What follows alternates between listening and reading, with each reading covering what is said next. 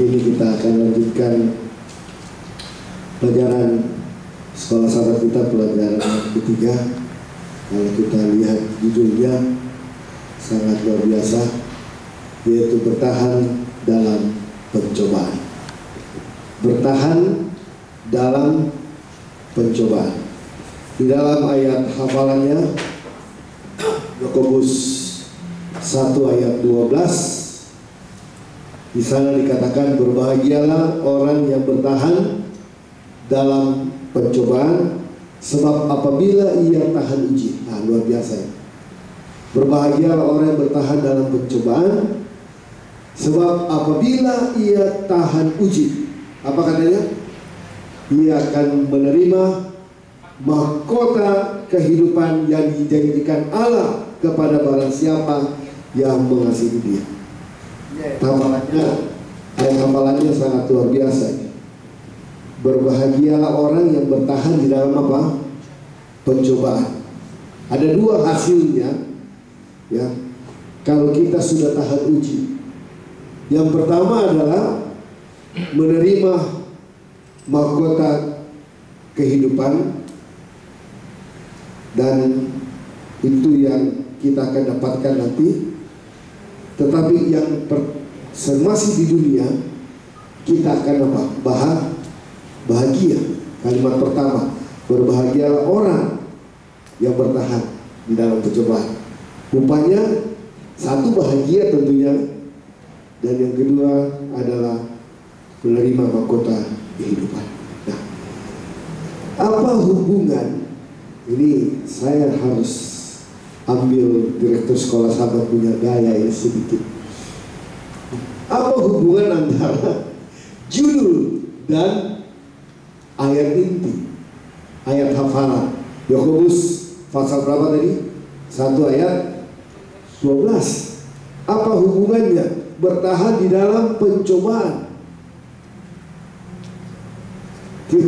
Kalau saya melihat hubungannya adalah bagaimana kita bertahan di dalam pencobaan. Hubungannya supaya kita akan memperoleh apa? Pahala. Pahalanya mahkota kehidupan. Itu pahala. Jadi saudaraku, pencobaan ini apa? Nah, itu kita harus lihat. Ada pencobaan, bertahan di dalam pencobaan. Nah, kalau kita pelajari godaan, cobaan, ya, ini serangan iblis di dalam peperangan iman untuk membawa umat-umat apa? Percaya. Serangan iblis di dalam peperangan iman kita, itulah cobaan. Allah tidak pernah mencobai. Ya, ada orang katakan, cobaan datang dari mana? Datang dari Tuhan. Kita harus ingat bahwa Allah tidak pernah mencobai seseorang, tapi Dia mengizinkan cobaan itu. Dan itulah yang menjadi ujian bagi kita. Kalau saya ambil hubungan dengan ayat itu, itulah menjadi ujian bagi kita. Kalau kita sudah tahan uji di dalam pencobaan, maka kita akan beroleh apa? Pahala kehidupan itu. Kita akan mendapatkan kehidupan atau mahkota kehidupan yang Tuhan janjikan. Jadi cobaan bukanlah paksaan. Cobaan itu pilihan. Betul itu? Cobaan bukan paksaan, tapi itu pilihan. Berdosa itu bukan paksaan. Dosa bukan paksaan, tapi pilihan. Kita mau jatuh atau tidak. Ya. Cobaan itu kita hadapi. Cobaan yang kita hadapi. Nah, saudara-saudara, pada saat kita memilih mengikut Kristus, ya, pada saat saya dan saudara memilih mengikut Kristus, berarti kita juga sudah mendeklarasikan diri untuk bermusuhan dengan siapa? Iblis. Saya memilih ikut Yesus, berarti saya sudah mulai pasang apa? Mendeklarasikan saya akan apa? Bermusuhan dengan iblis. Ini tantangan yang luar biasa. Nah, saudaraku, di dalam menghadapi cobaan, kadang-kadang kita bertanya, Tuhan, kenapa Kau tidak dengar doa saya? Ini pertanyaan. Karena kita bertanya, kenapa Tuhan tidak dengar doa saya? Atau Tuhan, apakah Engkau tidak mau mengendalikan lagi hidup saya, kehilangan kendali terhadap hidup saya? Seringkali kita bertanya seperti itu apabila pencobaan itu apa? Kita hadapi. Pencobaan itu datang, iblis berikan cobaan, dan Tuhan izinkan. Kita bertanya, kenapa itu terjadi? Di mana kau Tuhan? Kenapa kau tidak tolong saya? Nah, saudara-saudaraku, kalau kita baca ada kabar baik di sini.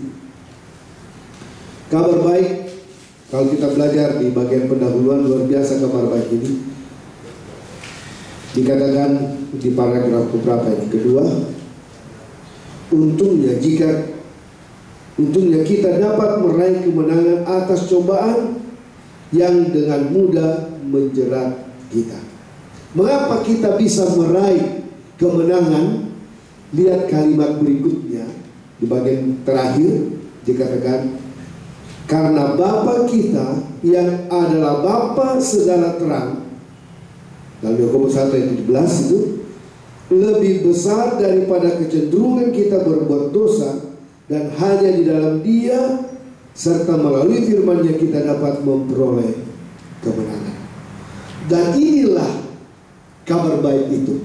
Inilah kabar baik itu. Dan kabar baik itu tidak seorang pun, kalau kita melihat, yang ditolak ketika datang kepada Tuhan, walaupun sudah dikalahkan oleh pencobaan. Jadi ini kabar baik. Dan Tuhan sangat menerima kita. Tidak seorang pun yang ditolak oleh Tuhan, ya, ketika kita datang kepadanya, walaupun kita sudah jatuh dalam apa? Pencobaan. Kita sudah jatuh ke dalam dosa. Dan saudaraku, kita boleh meraih kemenangan karena Bapa kita akan menolong kita. Kemudian kalau kita masuk di bagian berikutnya, kita lihat kenapa manusia jatuh. Kenapa manusia bisa jatuh ke dalam pencobaan. Kita lihat akar pencobaan, ya. Akar dari pencobaan atau simbol segala pencobaan, masalahnya ada di mana? Akar pencobaan. Saya yakin saudara-saudara sudah belajar. Masalahnya atau akar pencobaan itu ada di mana? Ada di dalam diri kita. Akar pencobaan ada di dalam diri kita. Dan saudara-saudaraku, kalau kita melihat, jelas tadi dikatakan si jahat adalah sumber pencobaan.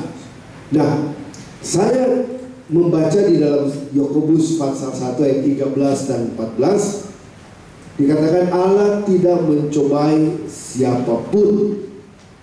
Nah, kalau kita tanya dari mana pencobaan itu berasal dan bagaimana pemahaman ini dapat menolong kita, sekali lagi pencobaan itu berasal daripada siapa? Setan, ya. Dan pencobaan itu akarnya ada di dalam diri kita sebenarnya. Jadi Allah tidak hanya atau bukan mengarang dosa, dan juga dikatakan Dia juga bukan sumber pencobaan. Si jahat itu sendiri sumber pencobaan. Kemudian kalau kita lihat kalimat berikutnya, masalahnya terletak di dalam diri kita. Itu masalah pencobaan itu ada di dalam diri kita. Jadi saudaraku, peperangan melawan dosa berawal dari mana? Dari pikiran. Setan berusaha menjatuhkan manusia dengan begitu banyak cobaan. Kalau Tuhan izinkan, ini bedanya. Tuhan tidak mencobai, tapi Tuhan izinkan itu untuk menguji iman manusia, bertahan di dalam ujian dan membawa kemenangan. Tapi setan berusaha untuk mencoba manusia, menjatuhkan manusia supaya manusia berbuat apa? Dosa. Itulah cobaan. Setan berusaha manusia jatuh ke dalam dosa, walaupun kalau kita kalah, ya itu cobaan yang membuat kita berdosa. Tapi kalau kita menang, yang Tuhan izinkan itu menjadi ujian kemenangan bagi kita, membawa kepada apa? kemenangan iman kita. Baik, kalau kita bertanya di dalam bagian hari Minggu ini banyak hal yang bagus di bagian hari Minggu, saudaraku. Dikatakan keinginan kita sendiri yang menyeret dan memikat kita, dan ketika kita menyerah kepada mereka, pada akhirnya mereka menangkap dan menjebak kita. Luar biasa. Paragraf kedua itu kalimat terakhir. Jadi dikatakan kita keinginan diri ini, akar dari pencobaan itu ada di dalam diri kita sebenarnya. Walaupun setan yang berusaha menggoda. Jadi kalau kita lihat, kita tanya apa yang kita pelajari dari akar pencobaan ini yang menimpa manusia, kita bisa lihat bahwa Allah, sekali lagi, Allah tidak mencobai, tapi Allah menguji manusia melalui cobaan itu kalau dia izinkan. Dan setan mencobai dengan maksud menggoda supaya kita jatuh ke dalam apa? Ke dalam dosa. Sedangkan Allah izinkan cobaan itu tujuannya untuk menguji iman kita, supaya kita semakin teguh di dalam iman kita. Nah, jadi siapa yang menguji? Allah izinkan, dan itu menjadi ujian. Bukan menguji, menjadi ujian bagi diri kita. Menjadi ujian bagi diri kita. Apa kita bergantung kepada Tuhan, atau kita jatuh? Nah, ini yang terjadi. Nanti beliau yang akan sambil diskusi. Saya tertarik dengan terjemahan Alkitab Bahasa Indonesia ini, menjadi tertarik dengan judul yang dari penulis. Karena penulis memberikan judul ialah bertahan dalam percobaan. Itu bahasa Indonesia, bahasa Inggrisnya lain. Ya, kalau bahasa Inggrisnya ada ditulis di dalam. Ya, namanya enduring temptation. Ya. Jadi memang bertahan dalam pencobaan, ya, bisa mempunyai dua konotasi dalam arti teologisnya, ya. Menghadapi pencobaan. Teologisnya, ada pencobaan, ya. Lalu bertahan dalam pencobaan, kita tetap di lingkungan pencobaan itu, tetapi kita berusaha bertahan, untuk tidak kalah, kan begitu. Bertahan dalam pencobaan. Pertanyaannya ialah, kalau kita sudah tahu itu pencobaan, kenapa kita harus bertahan di dalamnya? Tahan di dalamnya. Tapi bertahan menghadapi pencobaan, ini dalam bahasa tata bahasa yang saya pahami ialah, ketika pencobaan datang, dia bertahan, tapi dia tidak terus dalam lingkaran apa? Tidak terlibat di dalam. Ya. Tidak terlibat di dalam. Artinya gini, ya kan Yesus ajarkan, janganlah bawa kami ke dalam apa? Pencobaan, kan gitu. Jadi ketika pencobaan itu datang, kita bertahan, ya. Tapi kita tidak mau tinggal terus dalam lingkungan itu. Aja, buat ini. Ini artinya penerjemahan yang saya dapatkan dalam arti terjemahan bahasa Indonesia.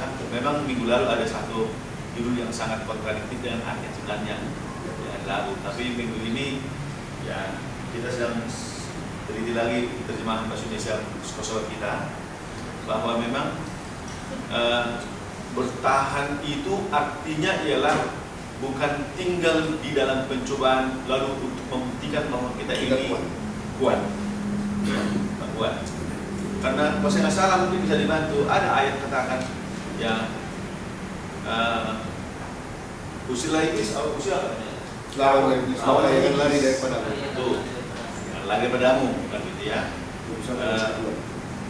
Ya, saya nggak tahu sehebat apa kita akan sanggup sudah lingkungan kuat mempengaruhi pencobaan, kita terus di situ. Ya, kita terus di situ. Contoh, Abraham dulu di tanah Kasdim. Ya, memang dia tahan uji, tetap setia. Lalu Tuhan bawa dia tetap berjalan. Apakah kita bisa artikan dalam bertahan di sini? Nggak, ini pemurnian ini, gitu ya. Contoh, kompleks kami yang sekarang itu dulu itu kompleks rawan dengan narkoba. kompleks rawan dengan perselingkuhan. Jadi orang-orang Pertamina yang di laut, ya, kompleks itu tinggalnya banyak ibu-ibu muda, yang gitu, orang-orang Pertamina. Jadi orang kalau masuk situ berpikir, kalau saudara pernah dengar namanya kebakaran kemarin, Berlan itu daerah rawan narkoba oleh karena anak tentara, orang takut masuk ke situ. Ya, jadi artinya penerjemahan yang saya sedikit menarik ialah kata bertahan dalam pencobaan atau bertahan menghadapi apa? Pencobaan. Jadi harusnya kita bertahan menghadapi pencobaan, itu yang seharusnya lebih bagus. Sehingga pada waktu kalau kita di dalam pencobaan, berarti kita masuk ke dalam pencobaan itu, kita izinkan terus menerus. Tetapi kalau kita bertahan untuk menghadapi, ada kekuatan yang kita dapatkan untuk menghadapi. Kita punya benteng. Ya, karena ada hari Minggu buat judul yang menarik juga, akar dari pencobaan. Ya. Diri kita. Keinginan di dalam kita. Jadi kalau kita sudah tahu itu pencobaan daerah itu, ya bukan berarti Tuhan sanggupan aku menghadapi cobaan. Nah, boleh aja. Boleh aja. Oke. Ya. Jadi ada tambahan. Ini pandangan yang luar biasa. Bagaimana pencobaan itu, bagaimana kita hubungan dengan ayat ini dan tema. Mas Tompul. Kita harus tahu kalau ada pencobaan, kita harus bersungguh. Jangan kita mundur, hadapi kan begitu maksudnya. Kenapa? Karena ujian iman kita itu adalah cobaan. Dan cobaan-cobaan yang datang itu kita harus tahu juga tidak akan melindungi kekuatan kita. Cuma tanya hadapi dan segera yang juga kita hadapi. Mungkin Pak Sitompul, kira-kira apa bedanya antara cobaan dan ujian? Ujian itu supaya kita tahu misalnya emas itu kan harus dibakar bumi api kan. Jadi api itu adalah cobaan. Nah, begitu. Akhirnya keluarlah emas murni. Kita pun begitu. Kita tidak tahu murni kalau tidak ada ujian. Ujian kita pencobaan. Saya kembali ke pertanyaannya Pak Marolo. Siapa yang menguji? Yang menguji sudah jelas. Tuhan menguji kita melalui cobaan yang datang dari setan. Jadi saudaraku, kalau begitu apa bedanya cobaan dan ujian? Ya berbeda. Kalau itu dari Tuhan. Kalau kita sekolah kan ujian itu kan kertasnya kita isi. Oke. Saya pikir jelas ujian itu dari Tuhan. Kita lihat aja, Abraham diuji kan, itu ujian itu. Dia uji apakah Abraham setia kepadanya, apakah Abraham mempraktekkan imannya, dia minta anaknya. Itu ujian. Jadi dalam arti tidak selalu ujian itu yaitu pencobaan yang diizinkan oleh Tuhan bagi kita. Tidak selalu. Jadi memang seringkali Allah membiarkan pencobaan yang setan arahkan kepada kita supaya menguji kita. Tapi ada juga hal-hal di mana Allah langsung menguji kita. Ya, jadi dalam hal ini kita ya harus bersyukur kalau Tuhan membiarkan coba. Saya tadi belum selesai sebenarnya. Jadi jangan lupa masalah terjadi atau cobaan itu dua gendang. Satu karena kesalahan kita, satu karena ujian. Ayub dia tidak karena kesalahan dia datang cobaan, karena memang setan sengaja menguji, ya, sengaja untuk mencoba dia. Bisa saja kita salah, misalnya kita berbuat sesuatu kan, akhirnya ada masalah. Jadi walaupun itu kesalahan kita atau cobaan yang datang dari setan, kita harus hadapi. Jangan kita mundur. Kalau kita misalnya kesalahan kita, Tuhan berikan ampuni ya Tuhan, menang kita. Tapi kalau itu datang dari setan, Tuhan berikan juga saya kekuatan supaya saya bisa mengalahkan itu. Sama dengan yang pertama. Sama dengan yang pertama kan? Ya agak berbeda karena kita yang pertama meminta pengampunan. Oke. Pak Sitompul, masalah yang datang kepada kita, yang kita hadapi, ya, kesusahan itu bukan hanya dua. Tadi Pak Sitompul kan dua, setan dan diri kita. Ada 4, Pak. Ada 4 yang membuat manusia susah. Ya, yang pertama setan, ya. Yang kedua diri kita, iya. Yang ketiga bisa orang lain membuat kita susah. Yang keempat adalah bencana alam. Kita tidak pernah pikirkan tiba-tiba ada kita jadi susah. Ya, seperti kebakaran, banjir dan sebagainya. Tetapi kalau cobaan datang, ya, kita lihat tadi yang Pak Sitompul katakan, cobaan datang, Tuhan sendiri katakan, aku tidak pernah mencobai. Cobaan itu saya tidak pernah mencobai, kata Tuhan. Tapi kalau itu terjadi bagi kita, berarti Tuhan mengizinkan cobaan itu datang untuk menguji kita, dan itu Tuhan izinkan tidak lebih dari apa? Yang Pak Sitompul katakan tadi, dari kekuatan kita. Tuhan izinkan supaya kita boleh memperoleh kemenangan. Itu ayat intinya. Kalau kita sudah tahan uji, maka kita akan apa? Menerima mahkota kehidupan. Soalnya kalau kita baca saja sesuatu dulu. Ya. Hanya memang ada penerjemahan bahasa Indonesia ini memang perlu memberikan dalam hari Minggu. Ya. Hari Minggu supaya pendapat kita disatukan dengan tulisan ini. Kalau hari Minggu yang pertama, Yakobus tegas, Allah tidak hanya bukan pengarang dosa, sebenarnya bukan pengarang. Ya, kalau di bahasa Inggris dibilang author itu bukan harus cuma pengarang, pencipta. Ya, pencipta. Ya. Ya. Not only is God not the author of evil, He is not the source of temptation either. Jadi bukan sekedar bahwa Allah bukan pencipta dosa, tapi bahkan bukan juga pencipta daripada temptation. Ya, ini mirip-mirip, hanya seperti antara susah dibedakan. Tuhan yang menguji atau Tuhan sedang membuktikan proses pengujian. Ya, kalau bagi saya Abraham Tuhan bukan menguji, karena Tuhan sudah tahu Abraham itu sanggup dalam ujian. Hanya dia demonstrasikan kehidupan Abraham itu sebagai bukti bahwa dia tahan ujian. Ya, tahan ujian. Oleh karena kalau Tuhan masih menguji, berarti his limited pengetahuan tentang orang itu terbatas.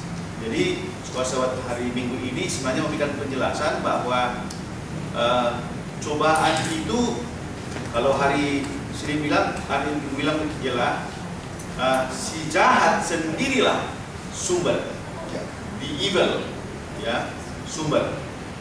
Hanya Tuhan, seperti pendeta Jimmy katakan, izinkan umatnya itu menghadapi itu oleh karena membuktikan. Ayub sebenarnya bukan diuji lagi di situ, oleh karena Tuhan tahu, ya, Tuhan tahu bahwa Ayub itu sudah emas murni. Dan iblis katakan, karena kamu suap-suap dia katanya. Kamu lihat, kamu buktikan. Jadi Tuhan bukan memuji Ayub. Ini saya punya konsep teologis. Tapi Tuhan ingin menunjukkan kepada alam semesta bahwa Ayub itu tahan ujian. Lalu dia izinkan, ya, dihadapi siapa? Ayub oleh permainan siapa? Iblis. Kalau begitu, hari Senin katakan, apakah sebenarnya akar dari dosa cobaan itu? Keinginan. Hanya ada pertanyaan paling bawah tuh, buat. Apakah pencobaan sudah dosa? Apa bedanya pencobaan dengan apa? Dosa. Kalau kita menghadapi cobaan, mungkin saya nggak tahu lah ya apa yang bapak-bapak, ibu-ibu maksud dengan pencobaan yang dihadapi. Contoh, saya pendeta, lalu mengajarkan bahwa tidak perlu berduka waktu kedukaan. Tapi ketika saya menghadapi kedukaan, saya menangis. Sama nggak bilang saya dengan ajaran saya?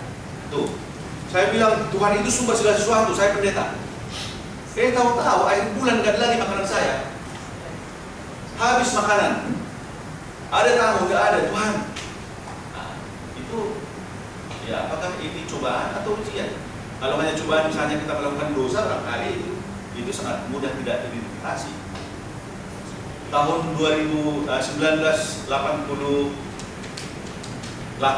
saya sudah kembali Jakarta.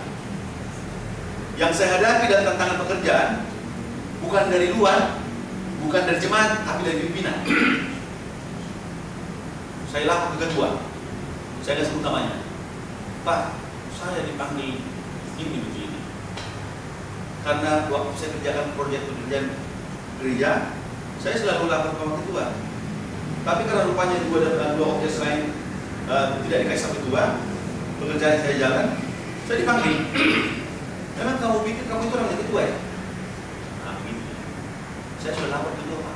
Kami ini seperti Trinitas loh. Jadi akhirnya satu aspek bisa menghalangi kerjaan kita. Itu bagi saya boleh ujian, boleh cobaan. Sehingga saya menggerutu. Ya kan?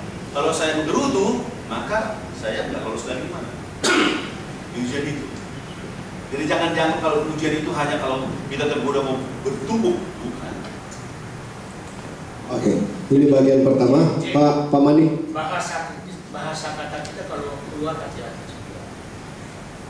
Kita semua diuji. Baik ini diuji, kan itu menjadi pelajaran bagi kita. Kalau kita katakan tidak ujian berbahaya bagi orang umat yang di zaman itu. Kita tetap ujian. Nggak boleh kita katakan menurut saya begini. Itu ujian karena apa yang di Alkitab itu menjadi pelajaran bagi kita. Supaya kita buat jadi pelajaran, akhirnya iman kita bertumbuh. Oke, nanti kita. Kata pertama, nah sekarang maksudnya Allah, kita kan masing-masing kadar imannya kan beda. Dan jangan juga kita tidak mengerti bahwa Allah sangat mengetahui dalam alasan. Nah, kalau ujian itu mungkin diberikan tidak sama, tidak melebihi dan kesamaan. Yang Allah rindu Dia mau kita bergantung. Itu tujuan Allah. Dan ada yang lain. Apa yang kita bicarakan ini? Tujuan Allah ialah kita bergantung kepada Dia. Mungkin sedikit tentang tadi. Bukan karena Allah tahu Abraham akan menang, makanya tidak perlu diuji. Ini langsung dikatakan. Ini ya di as the tree of knowledge was the test of Adam obedience. Adam lebih suci lah dari Abraham, dites juga. Ini langsung ini tulisan Rasul katakan. Jadi bukan karena Allah tahu Abraham itu pasti ini nggak akan diuji, dia diuji. Ini pohon ketahuan baik dan jahat itu dibuat sebagai ujian. Adam dan Hawa bahkan lebih suci dari Abraham, tapi diuji. Jadi maksud saya Allah ya memberikan ujian. Bukan karena anak murid kita tahu pintar nggak ada, karena kau udah pintar nggak perlu ke ujian. Nggak begitu dong. Jadi coba diisikan itu ujian itu mengarah kepada pilihan, Pak. Bukankah kepada Adam itu diberikan manusia yang belum berdosa, tapi pilihan. Coba lihat. Dan Hawa tidak harus melakukan ujian. Oke, kita teruskan dulu. Nanti kita sambung. Baik, jadi saudara lihat di bagian atas ini, bagian bawah itu bagus banget.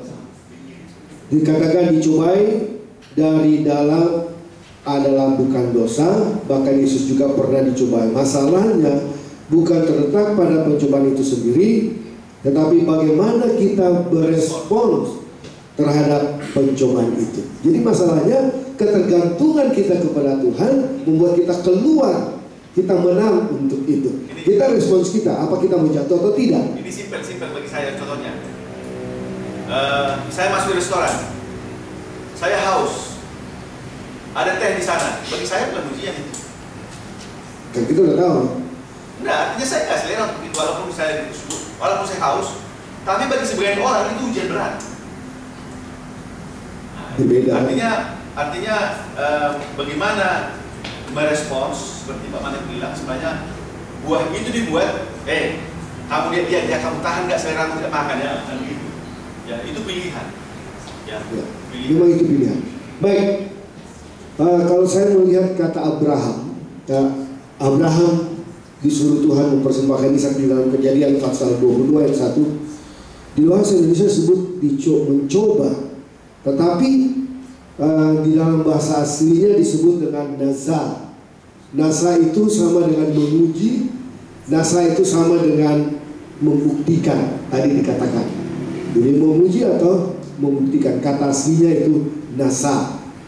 Ya, di dalam bahasa. Hanya memang bahasa sehari-hari kita nggak bisa pungkiri. Ya. Itu dikategorikan semua sebagai Cobaan. Ujian. Cobaan itu ujian sehari-hari. Ketika Ayub menghadapi problemanya, ya memang kita harus bahwa itu namanya ujian. Hanya teorinya pemurnian, ya pemurnian. Ya. Jadi mungkin saya bisa simpulkan untuk pelajaran Minggu Selasa ini sama kita berbicara mengenai cobaan dan dosa itu bagaimana. Kita lihat di dalam Yakobus 1 ayat 13-15. Kalau kita mau simpulkan di situ dikatakan orang tergoda kalau ia ditarik dan dipikat oleh keinginannya sendiri. Ya, dikatakan jadi ditarik, dipikat oleh keinginannya, oleh si jahat, dan keinginannya itu dituruti, maka lahirlah apa? Dosa. Itu tadi. Jadi respons kita, bagaimana keinginan kita itu kita turuti, nah maka kita akan jatuh ke dalam apa? Dosa. Seperti Hawa, dia tidak buat apa-apa, tapi ada tantangan di depan. Tapi begitu keinginannya dia turuti mengambil buah itu, nah di situ lahir apa? Lahir dosa. Nah kemudian kalau kita melihat di dalam pelajaran kita, saudara-saudaraku, di bagian hari Senin, ada satu hal yang sangat bagus. Kenapa dosa muncul? Pada mulanya dosa dimulai dengan meragukan Allah. Jadi dosa itu dimulai dengan meragukan Allah, ya, dan itu dimulai dari dalam pikiran kita. Luar biasa. Kalau kita meragukan Tuhan, itu sudah dimulai dari pikiran, dan itu akan membuat dosa. Dan dikatakan di dalam pelajaran hari Senin juga di bagian dua paragraf terakhir dari bawah di situ, sering kita membayangkan bagaimana itu dapat terjadi. Kenapa saya bisa berbuat dosa? Kenapa saya bisa jatuh ke dalam dosa? Jawabannya hanya satu, singkat di sini katakan, kita sendirilah yang membiarkan itu terjadi. Kita sendiri yang biarkan itu terjadi karena itu pilihan tadi. Ya, kita memilih untuk jatuh, kita memilih terjun ke dalam dosa. Istilahnya, tantangan itu ada. Kalau kita mau menang, ketergantungan kita kepada Tuhan. Kalau tidak, ya jatuh. Dan itu ada di dalam diri kita. Jadi kalau kita tanya kenapa kita jatuh, tanyakan diri kita sendiri. Dan saudaraku, kemudian saya coba terus, nanti kita tambah diskusi. Kita tulis, setiap pemberian yang baik dan sempurna itu Tuhan pasti berikan. Makanya Tuhan katakan di dalam Yakobus pasal 1 ayat 16-17, ada satu kalimat yang sangat luar biasa. Tuhan katakan, jangan apa? Jangan sesat. Dan itu yang jadi hal yang sangat kita harus ingat. Jangan sesat, kalau di dalam bahasa aslinya namanya pranau. Jangan tertipu, jangan tergoncang, jangan terkecoh. Jangan tertipu, jangan terkecoh. Nah itu. Jadi Allah adalah sumber pemberian Allah. Pemberian Allah adalah yang terbaik. Dan dikatakan di sini, Allah menjadikan kita sebuah kehidupan baru yang adalah pemberian terbesar yang kita terima. Itu yang harusnya. Kehidupan yang baru. Kita kalahkan itu dengan pertolongan Tuhan, dengan ketergantungan kita kepada Tuhan. Dan di sini dikatakan Allah ingin agar kita selamat. Itu adalah kehendaknya.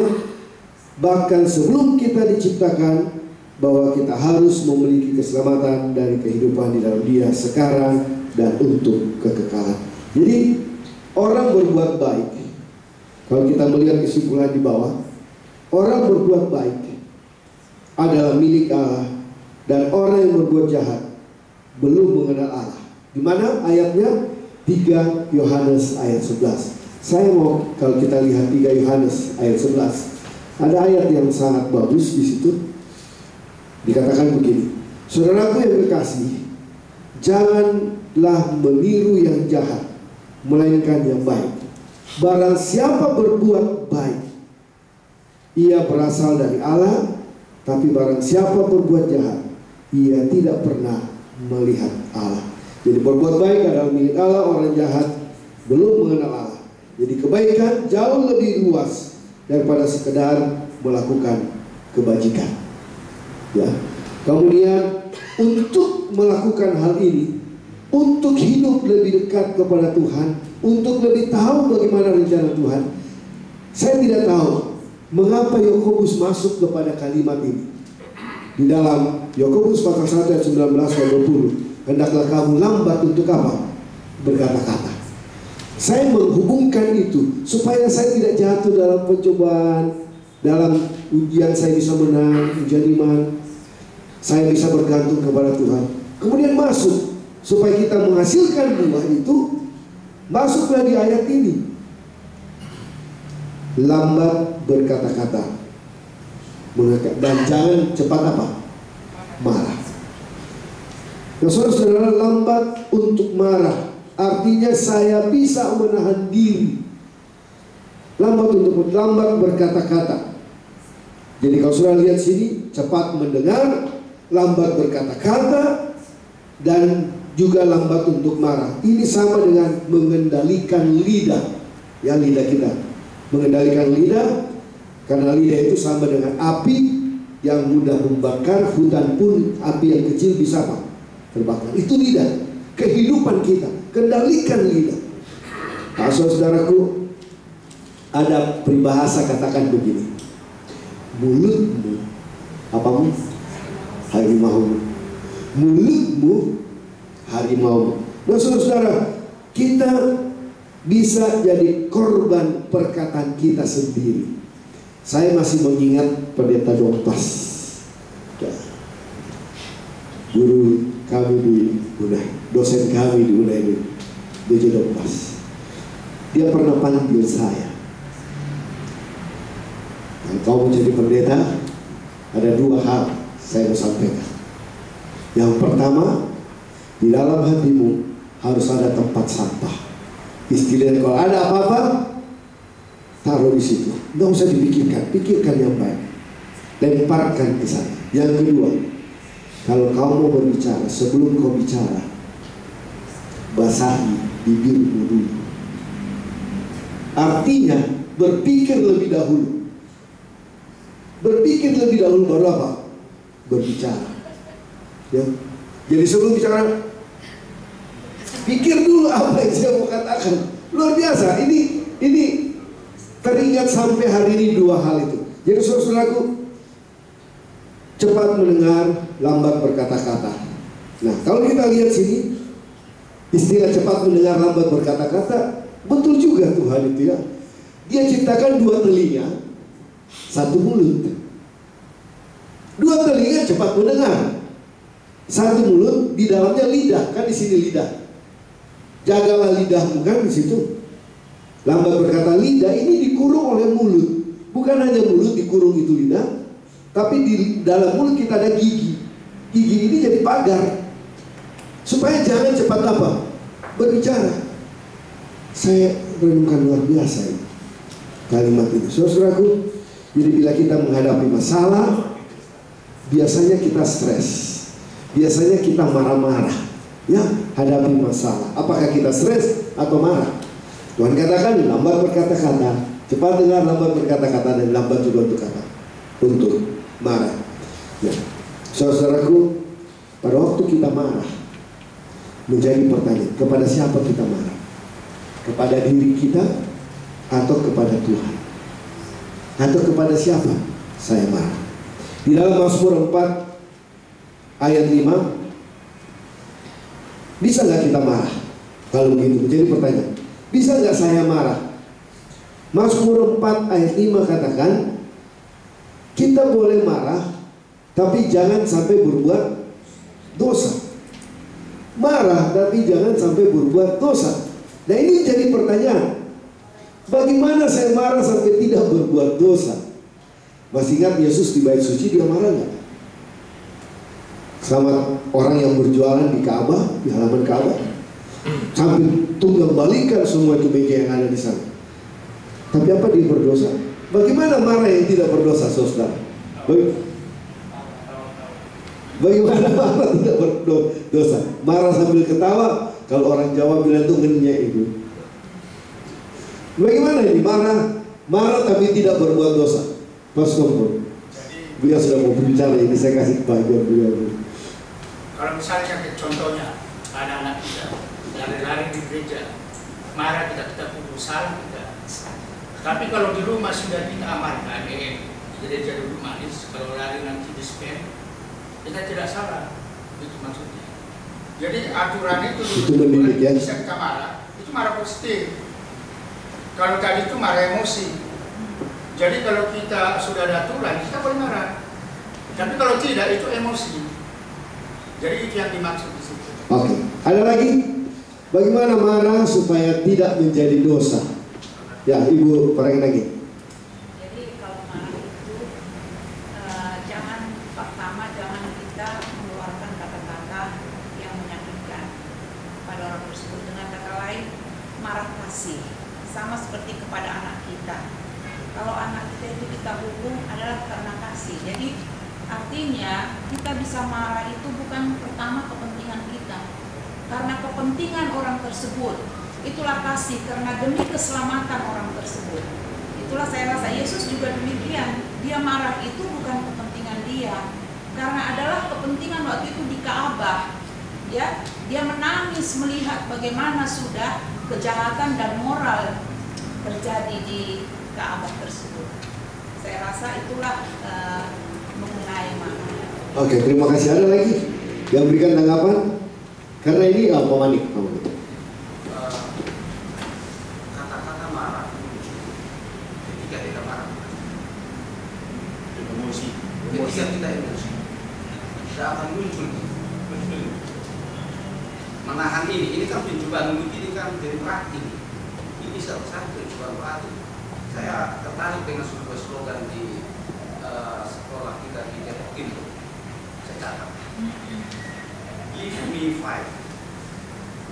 Sekolah kita di Depok Timur, eyes looking, mata melihat, ears listening, telinga mendengar, terus mulut tutup, kemudian sit down, kemudian fold your hands. Ini dibaca oleh setiap umur. Nah sekarang kan sebetulnya dengan saya bukan orang lain, bukan saya. Mau jadi baik orang lain dimulai dari saya. Yang ditanya boleh marah nggak? Bukan Marah itu bukan begitu. Ini kan menjaga. Sekarang kan orang bisa marah, lidah kan bisa membakar oleh dunia kan. Bisa marah bagaimana? Yang jelas di sini ialah bagaimana kita menahan diri. Itu intinya kan. Dan itu kan Sekarang menyangkut kayaknya boleh marah nggak? Kan itu bukan menahan diri. yang boleh marah itu kan sudah marah ini. Jadi maksud saya Enggak marah saya. ini sudah marah. Hanya mau meluruskan. Iya. Oke, teruskan Pak. Itulah contoh kan. Jadi bagaimana diri kita itu ya. Pertanyaan tadi kan, apakah ada marah tidak berdosa? Iya. Yang saya terangkan kan itu. Ya itu sudah Emosi, dosa. kita sudah terima dua pendapat tadi Pak. Pendapat Bapak, pendapat Ibu. Sekarang pendapat Pak Manik dulu. Jadi itu kan. Jadi soal marah saya kira ada marah yang positif. Itu adalah muatan kasih. Marah positif yang muatan kasih, yang sudah aturan. Yesus kata-kata marah di dalam Alkitab. Tapi apakah digolongkan Yesus berdosa? Nah itu adalah pertanyaan saya, bagaimana marah tidak berdosa? Itulah kita contoh bagaimana cara Yesus. Kita kan belajar kepada Yesus. kepada yang sempurna ini, supaya kita pelan-pelan dan kemudian kita dibentuk. Oke. Nah, pasangan dulu, pasangan. Memang mudah kita bersembunyi dalam arti marah tidak berdosa ya. Aku gak marah sama kamu, sebenarnya sudah marah. Saya nggak tahu apakah saya lupa, belum saya temukan di Alkitab bilang ada marah tidak berdosa. Yang saya temukan di Alkitab ialah ada dosa yang tidak mendatangkan apa? Mau. Itu yang ada di Alkitab. Ya. Kalau dalam arti psikologikal, marah itu pasti oleh karena pengaruh emosi, ya kan? Jadi mungkin Alkitab sangat banyak menyebut amarah dan bangka muka Allah, ya, muka Allah. Nah, kalau Allah marah dan muka berdosa saja, iya. Bagi saya mungkin menegur, mengingatkan, apa bahasa Inggrisnya itu kalau rebuke, ya, menegur, ya. Tapi kalau marah memang sudah pasti berdosa. Yang Alkitab pernah saya ingat adalah jangan bawa amarahmu sampai ayatnya Pak, saya mau kasih Pak ayatnya. Marah tidak berdosa. Ya, jangan sampai berdosa. Mazmur 4 ayat 5. Di dalam bahasa Inggrisnya yang Mazmur 4 ayat 5, bahasa Indonesianya, biarlah kamu marah tetapi jangan berdosa, berkata-katalah dalam hatimu di tempat dirimu tetapi tetaplah diam. Kemudian kalau bahasa Inggrisnya yang ada di sini ini yang bukan ini yang kalau yang King James, saya tidak tahu yang King James, tapi yang ada di sini di dalam ayat yang keempat kalau bahasa Inggris,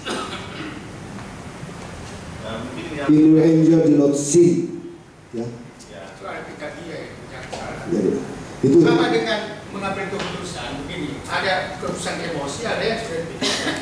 okay. Misalnya saya dulu kawin, saya emosi, saya lihat cantik istri saya.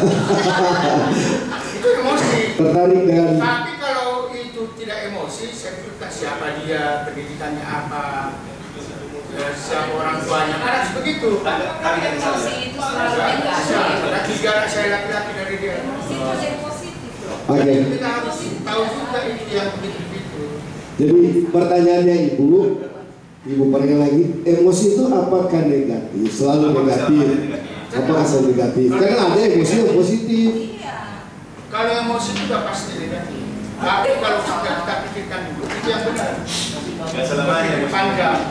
Itu makanya mengambil keputusan itu kita bisa. Jadi emosi itu tidak selamanya negatif, ya ada positifnya juga. Jadi begini Pak, dengan kata lain kita. Begitu juga ini mengenai kesalahan itu, kemarahan itu.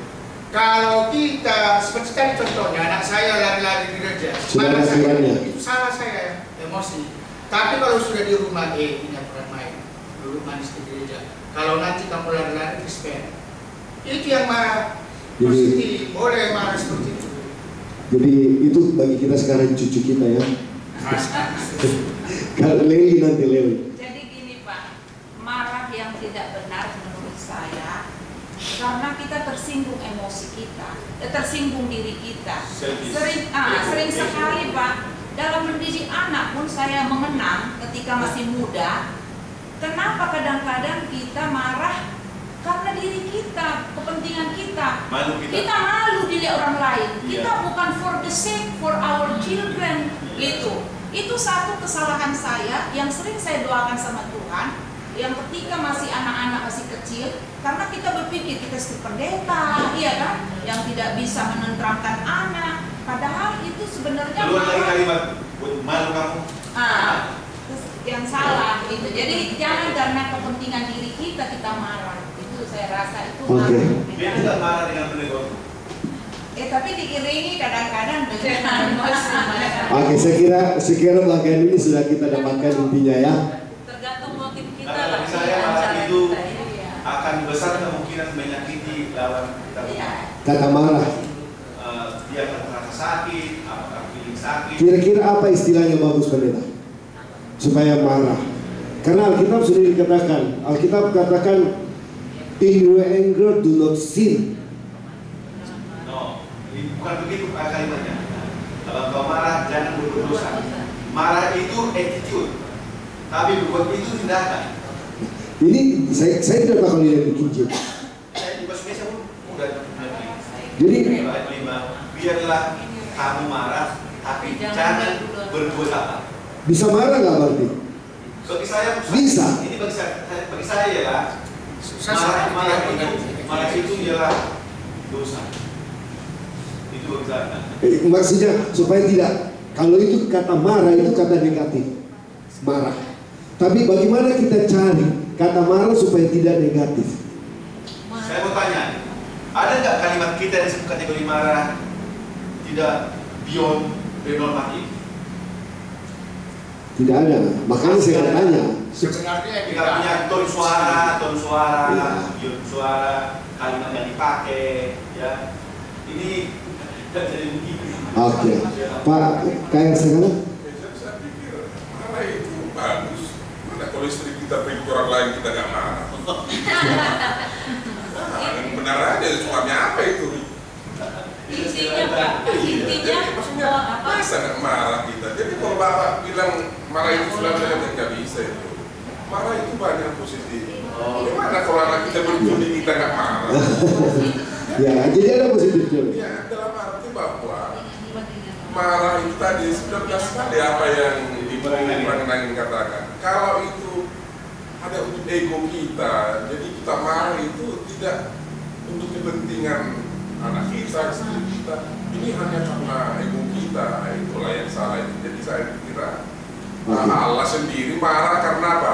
Orang Israel itu bersundalkan dengan bangsa-bangsa kafir, dengan Abraham. Dibinasakan, ya? Allah marah. Jadi Allah membinasakan dunia ini, bahkan hanya 8 yang ditinggalkan, marah dia. Oke, Ibu Hoflar, apa mau kita? Saya cuma katakan marah tidak berbuat dosa tergantung motif kita, cara kita. Kalau motif kita untuk kebaikan dan keselamatan orang lain, ya saya kira itu yang Yesus lakukan ya. Oke, sudah ditambahkan itu. Pikiran kita motif untuk karena kasih kepada orang itu. Baik. Dengan cara yang tepat. Ya. Kebanyakan marah itu kebanyakan karena ego kita. Itu yang salah.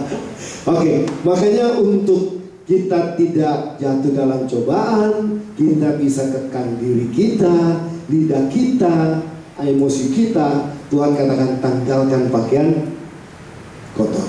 Di sini dikatakan tanggalkan pakaian kotor, terima pakaian bersih. Tinggalkan sifat-sifat lama, sifat-sifat dosa, kenakan pakaian bersih adalah kebenaran firman Tuhan. Jadi kalau kita lihat di sini, diselamatkan melalui menerima. Saya tidak tahu judul bahasa Inggrisnya, saya tidak sempat lihat. Ya, bagaimana kita menerima kebenaran itu? Karena di sini dikatakan hanya oleh firman Tuhan kita dapat membersihkan pikiran kita, jiwa kita yang sudah berlumuran dengan kekotoran dosa. Dan firman Tuhan kita harus terima dengan rendah hati. Itu yang paling penting. Saya harus menerima firman Tuhan dengan apa? Dengan rendah hati. Jadi kalau kita lihat di sini,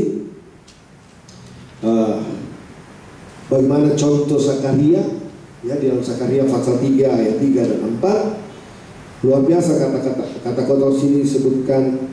Reporos ini digunakan hanya satu di dalam hal itu. Jadi Allah menanggalkan pakaian kotor dari imam besar, memakaikan jubah bersih sebagai simbol pengampunan dan pembersihan Israel. Jadi saudaraku, kita perlu lihat itu. Bagaimana kita tanggalkan kehidupan yang lama, kita dapatkan kehidupan baru. Kemudian yang berikut, yang terakhir sebelum kita berikan kesempatan lagi, adalah bagian hari Jumat. Dikatakan keselamatan yang diberikan secara cuma-cuma harus kita pertahankan dengan sungguh-sungguh agar kita tidak kehilangan keselamatan. Kenapa? Karena keselamatan dari Allah akan membebaskan kita dari dosa, tetapi tidak membebaskan kita dari berbuat dosa. Keselamatan dari Allah membebaskan kita dari dosa, tetapi tidak membebaskan kita berbuat dosa. Makanya kita terus bergantung kepada Tuhan, mengenakan pakaian kebenaran firman Tuhan, sehingga kita tidak jatuh di dalam dosa. Saudara Pin, apa yang akan pendeta-pendeta sarankan? Kalau tadi dikatakan ada seorang istri yang dia tahu kelakuan suaminya, setiap malam dia keluar ke tempat cobaan. Ya, pokoknya dia tahu aktivitas suaminya malam kalau malam. Tetapi dalam keluarganya itu mereka tetap rukun. Kalau ya istilahnya kalau kami meledek begitu, dia selalu bilang yang penting dia pulang. Yang penting dia pulang. Apa anjuran? Apa kita akan menganjurkan istrinya ini untuk marahin suaminya agar mereka bercerai? Bagaimana Pak Kair? Jadi saya pikir istrinya itu mungkin tinggal ada namanya agreeables, hidup serumah tapi tidak lagi sebenarnya saling mencintai. Jadi sebenarnya hanya karena malu orang tua nanti kami harus bercerai, malu sama anak-anak, ada mungkin demi anak-anaknya, sebenarnya tidak lagi saling mencintai. Jadi sebenarnya istrinya itu harus dari awal sudah langsung juga dia ini ya.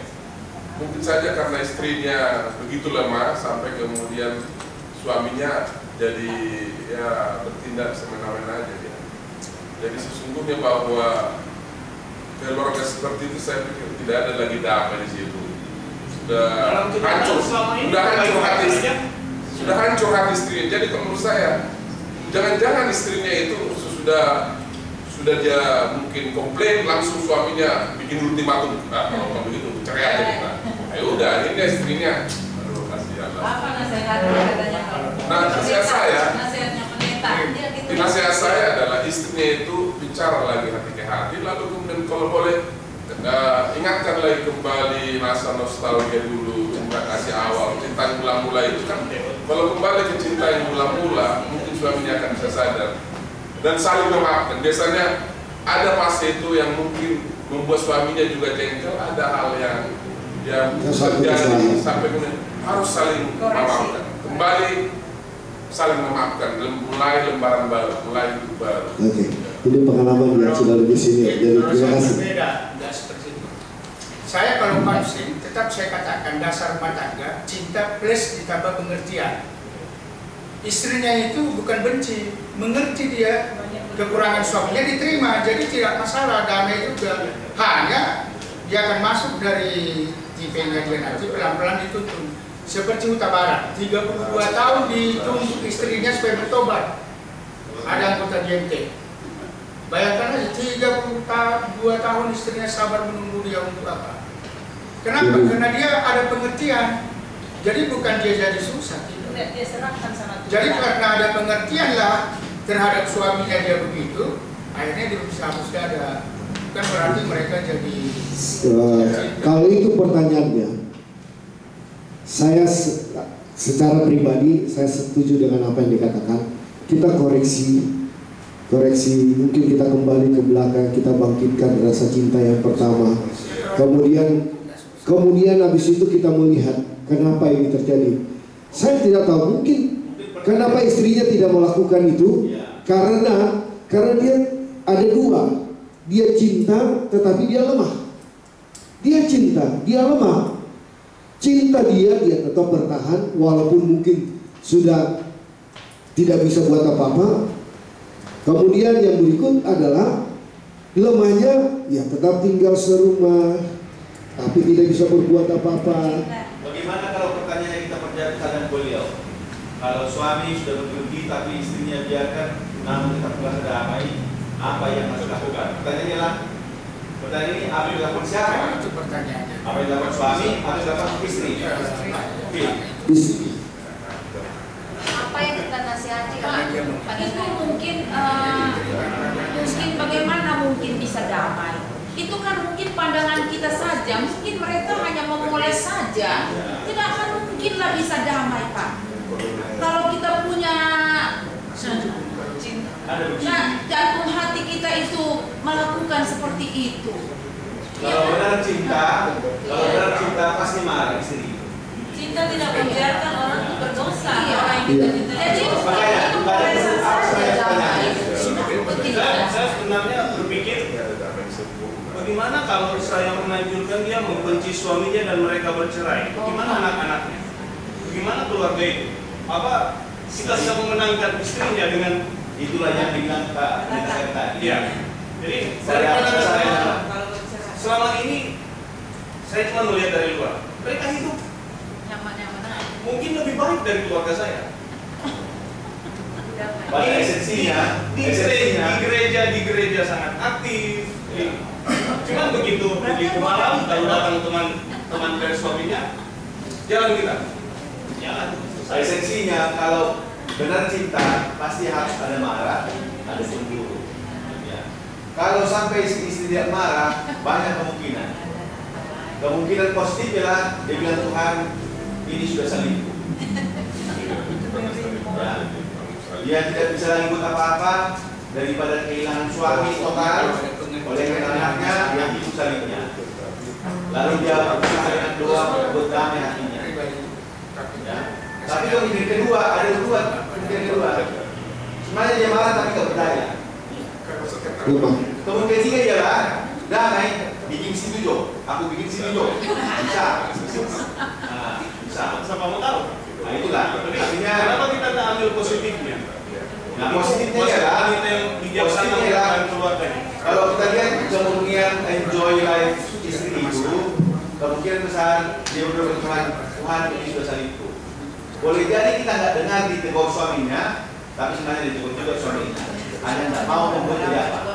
Tidak mau nyata-nyata. Dan satu lagi saudara pendeta, ibu itu bukan dari absen, suaminya yang absen.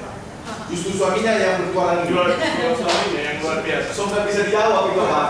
Saya bilang kalau ada pengertian kepada cinta semua aman.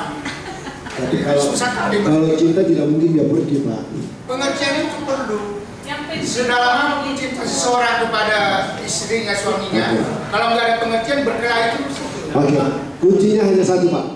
Saya mau baca kutipan terakhir. Bukan nggak marah. Oke, termasuk apa yang dikatakan Bill tadi. Ini kutipan terakhir, hari Jumat. Jadi hari Jumat, mari kita lihat. Kutipannya begini. Bila engkau menerima roh Kristus, roh dari kasih yang tidak mementingkan diri dan bekerja buat orang lain, engkau akan bertumbuh dan mengeluarkan buah. Rahmat dari roh itu akan menjadi matang di dalam tabiatmu. Imanmu akan bertambah, keyakinanmu mendalam, kasihmu dijadikan sempurna. Semakin lama engkau akan semakin memantulkan rupa Kristus dalam segala sesuatu yang suci, agung, dan elok. Kalau orang itu bergantung tinggal di dalam Kristus, berada dalam Kristus, maka dia akan lakukan yang terbaik. Tabiatnya akan kelihatan, buahnya. Tapi kalau tidak, kita doakan dia. Doakan supaya dia kembali. Karena tadi dia yang Advent, harusnya dia harus jadi apa? Terang. Tapi dia di luar, doakan supaya Roh Kudus tinggal dan dia menghasilkan buah tabiatnya yang baik. Saya kira itu jalan. Jadi kita harus bedakan perasaan hati dengan sikap. Ya. Perasaan hati berbeda dengan sikap. Sikapnya dia bisa menerima suaminya, terus bisa serumah mereka. Tapi perasaan hatinya sebenarnya itulah salibnya. Dia udah mau rela tanggung salibnya itu. Tapi sungguhnya kalau beliau bilang ada damai, saya nggak percaya bahwa ada damai. Artinya dia bisa, Pak. Sudah siap dia tanggung salib.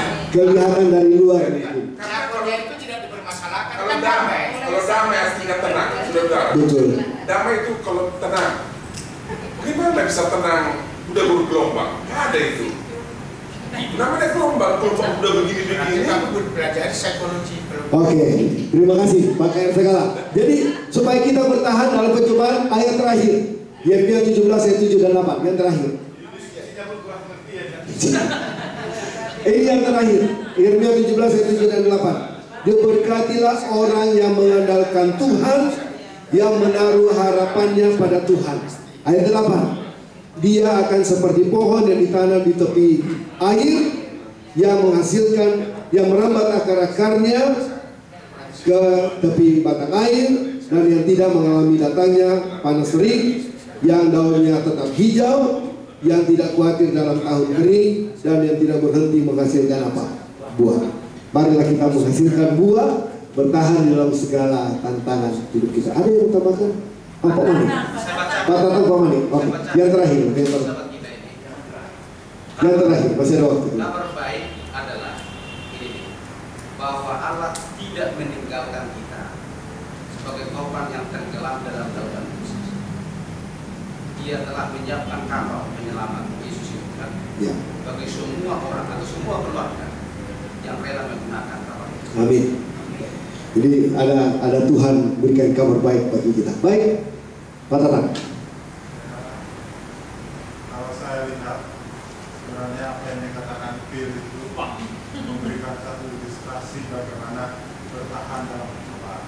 Ibu itu dalam pencobaan, tapi dia harus ikatan pernikahan dalam ikatan yang suci. Dia menang dalam ujian. Amin. Oke. Terima kasih. Jadi kita sudah bahas dari awal ya. Jadi besok sudah banyak bekal yang kita bisa bawa. Jadi kalau pertanyaan-pertanyaan yang lucu tadi sudah banyak apa jawaban. yang kita buat supaya kita menang?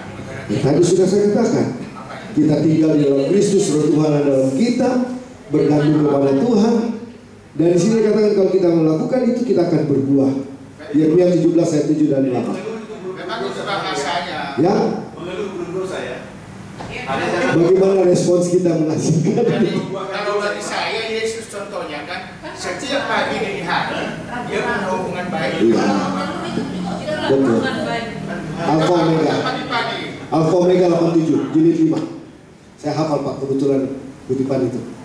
Alfa Omega jilid 5 halaman 87. Bagaimana Yesus setiap hari berhubungan dengan siapa?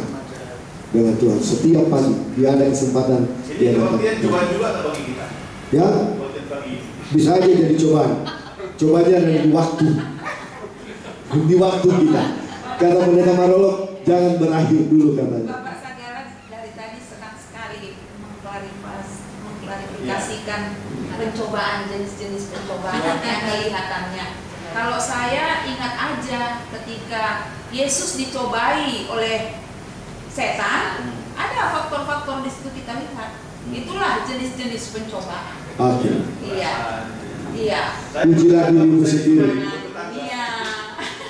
Jadi dari tadi saya lihat bahwa ini jenis-jenis pencobaan. Saya lebih sering saya lihat jatuh pada pencobaan ini, itu masalah.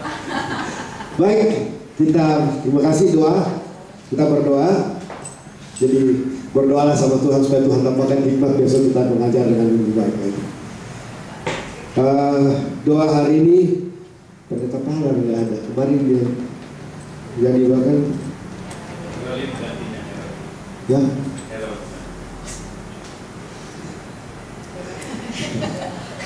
Diusulkan Carol yang gantikan Pendeta Pahala. Michael yang mau didoakan Pendeta M Sagala ICS, bukan Marolo. Pendeta Mangiring Sagala ICS. Hah? Jazz ditambah itu M Sagala. Tapi bukan Marolo, tapi John Stony Mangiring Sagala. Ya. Jadi Carol didoakan bersama dengan R. Matindas, Roni Matindas. Auditor kita di Jikas, ya, R. Matindas, ya, Kori. Doakan ibu dari Pendeta Monimin Manula masuk ICU. Terus Di Bandung, Sumatera, Riau, orang dulu.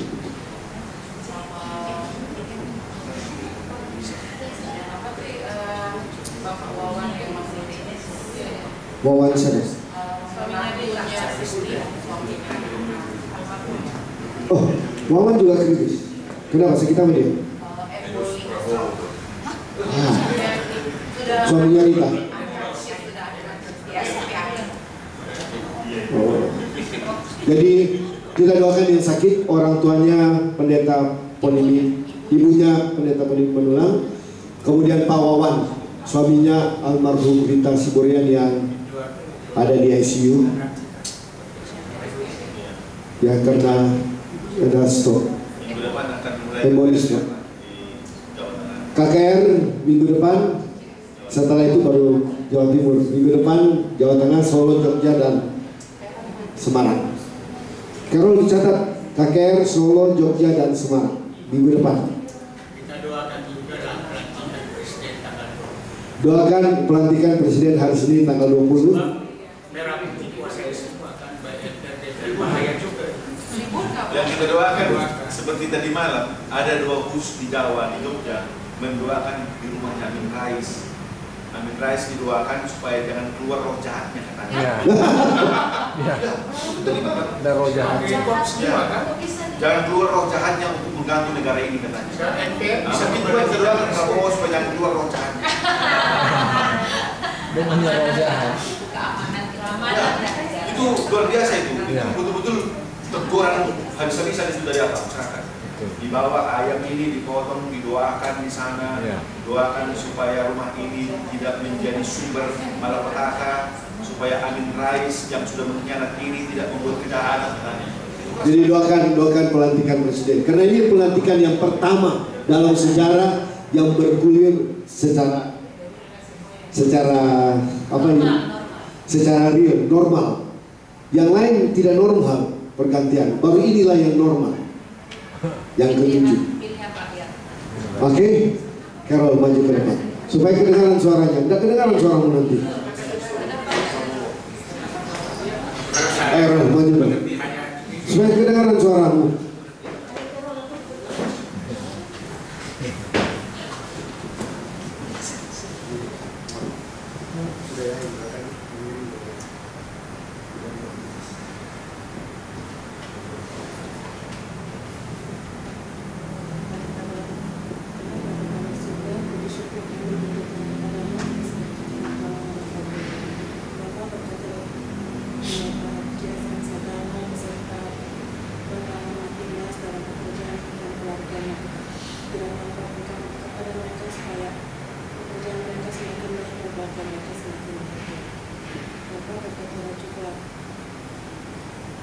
Dua orang yang sedang sakit, yaitu ibunya Pendeta Mpon dan Manulang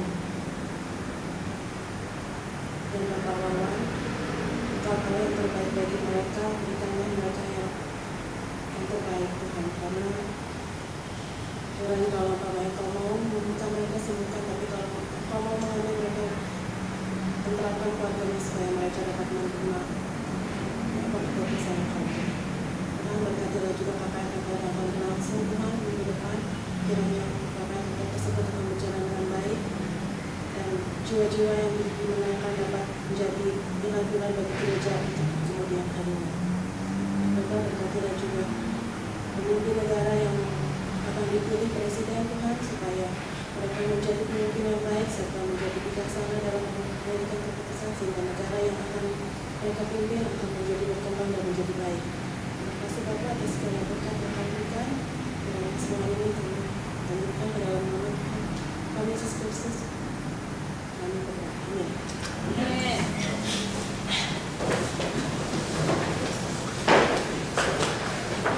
Baik, Anda